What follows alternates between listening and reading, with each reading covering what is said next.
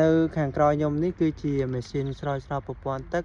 ដែលគេប្រើប្រាស់ទៅលើ app ប្រព័ន្ធទូរស័ព្ទចង់បើកទឹកក៏បានបិទទឹកក៏បានដែរ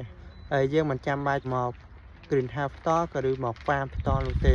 យើងគ្រាន់តែចូលក្នុង app ហើយយើងចង់បើកទឹកនៅក្នុង greenhouse មួយណាក៏បានដែរនៅទីនេះគឺ greenhouse ច្រើនហើយចឹងហើយគេអត់ចាំបាច់ប្រើមនុស្សទេគេប្រើតែ app ប្រព័ន្ធទូរស័ព្ទមួយតែប៉ុណ្ណោះហើយគេបង់លេខនៅក្នុង greenhouse គេស្រោចទឹកម្ដងមួយគេបញ្ជាតាម app ក្នុងទូរស័ព្ទហ្នឹងវាពិតជាងាយស្រួលខ្លាំងមែនទែនហើយវាចំណេញពេលវេលាអត់ចាំបាច់យើងមកហត់ក្នុងការបើកទឹកបិទទឹកក្នុង greenhouse ដើរទៅមកនោះទេហើយនៅទីនេះគេអត់ស្រោចទឹកម្ដងទាំងអស់នោះទេគេស្រោចម្ដងមួយវាពិតជាលយខ្លាំងមែនទែន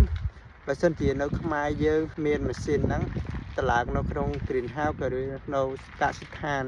farm ណាមួយខ្ញុំគិតថាវាពិតជាលយខ្លាំងមែនទែនហើយទំនើបខ្លាំងមែនទែន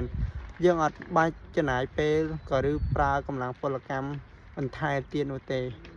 យើងចង់នៅទីណាយើងរវល់យ៉ាងណាគ្រាន់តែយើងចូលក្នុង app ហ្នឹង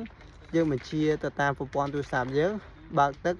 បិទទឹកគឺវាស្រួលខ្លាំងមែនទែនហើយចំណាំយើងវាអាចល្អខ្លាំងមែនទែនដោយសារតែយើងបិទបើកទឹកទិញតតពេលវេលាអញ្ចឹងណា